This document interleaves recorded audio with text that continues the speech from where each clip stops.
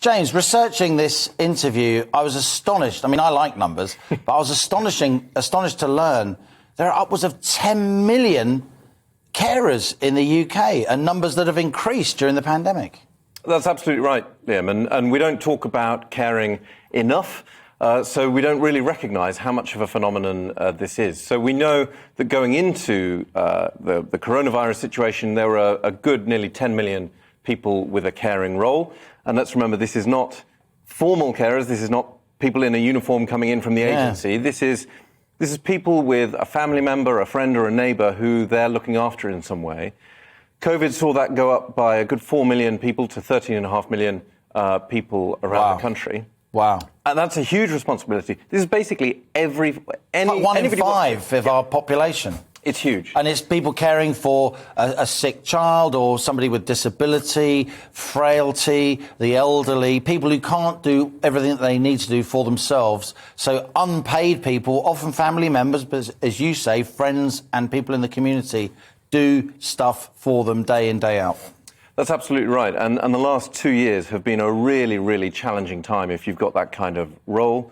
The practical implications of just moving around and helping people have been complicated, but a lot of the elements of support that were available previously have been withdrawn or reshaped, and so people are trying to kind of figure things out for themselves. And in the new world, there's an opportunity actually to really rethink how we as a society support people with a caring role, and that's hopefully what we can contribute to. Now, I want to come on to the business model. You know, if you don't make money, the business collapses, however well-intentioned. We'll come on to that. But just briefly, how did you get into this sector? What, in your personal experience, your background, meant that you wanted to put your obviously considerable skills and energy into this sector rather than doing something else?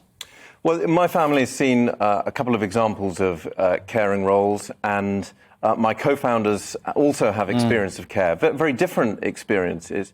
But one of the common themes that we had was that the frustration of figuring stuff out for yourself. Navigating the care system is a super complex thing to do anyway.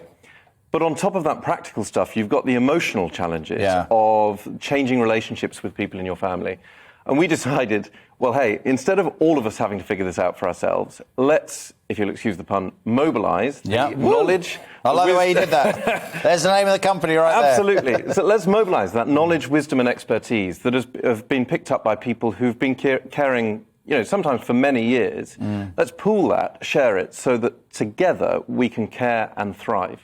Now, some people say, particularly older people, oh, the internet is terrible, the kids are all in their rooms playing online games, it doesn't get people together. But what you're doing shows that the internet can get people together. Your members, they're hosting virtual cuppers, they're supporting each other. We saw a wonderful clip there from Glenn, who is a carer. He didn't think he'd be in this position. It's really hard for him to access the information and to remain motivated, isn't it? Absolutely. But let's remember that when we think of people who might be in their 70s or 80s, actually quite a few people have found an iPad is a great way of staying in touch with grandchildren. If we design services really carefully to be accessible and intuitive, I'm sure she won't mind me saying, I always think, if my mum can figure it out, then we're doing well and it's working well, and she loves... So it's a really easy to use platform that's intuitive. It's not big on flashy gadgets. It's just big button technology, if you like, albeit online. So how do you actually sustain the business? How does the business make money and grow? Well, it's really important to us that what we provide is free to access for carers. So anybody across the UK can log on mobiliseonline.co.uk and you can access free content, resources, all sorts of things that will be really helpful. But we also know that local authorities have a statutory duty to support carers, to provide information and advice.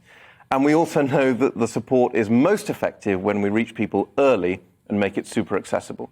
So we're working with 19, as you say, local authorities across the country, and we provide a proactive identification campaign, so we can go out on the internet and find carers, often before they identify themselves as a carer. We can spot their caring role, proactively offer that support, and then offer a bit more of an enhanced level of support for the people living in that local authority. So broadly speaking, if I may, you get a fair amount of your income from local authorities who support you because you are helping them to fulfil their statutory role to help carers in the community. Absolutely. And are there other advertising and marketing aspects of the business on the side, which again may be helpful to the people that use it?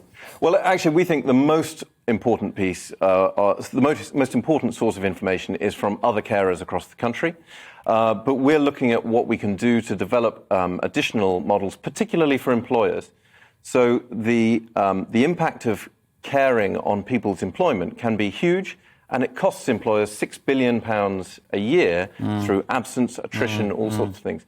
Getting an offer in nice and early to support carers who are also working can then make all the difference to their employers. And please explain to me, what is a virtual cuppa? Well, this started at the beginning of COVID. Suzanne, my co-founder, and I, we had a business plan for a year. We thought, right, we've got to rip that up. And we just started with what felt natural, which was to find a Zoom call with a couple of other people, find out what their challenges are, and create a supportive and safe space. So you all make a cup of tea, get online, and have a chat. Absolutely. And I guess that's the important thing, because so often people in caring roles, it's stressful enough seeing a loved one, in a situation where they need care, albeit we hope that they'll be comfortable and recover. But also it's daunting physically, isn't it? Psychologically, it can be very lonely to be a carer. Yeah, there's a really key practical implication for the kind of support we can provide, but nothing means more than being able to reach out to other people who you might never have met and identify that your challenges you're not alone with those challenges. That emotional support of being able to engage with other people who know what it's like to talk about bodily fluids every time you sit down at the kitchen table and that kind of element. I think that's a really important element of the support that we provide. We talk a lot, don't we, about the fiscal implications of social care and people's housing, wealth being used. It's a hugely controversial, hot-button topic of politics. But I guess in the end, a lot of it comes down to ordinary people doing things for their loved ones, their friends, neighbours and relatives voluntarily, right? This is something I can't think of any family that will be watching that doesn't have this going on through their mind at the moment. James Townsend of Mobilise, our latest Startup Britain guest. Great to have you in the studio. Thanks, and all the very best, and stay in touch with us here on The Money. Cheers.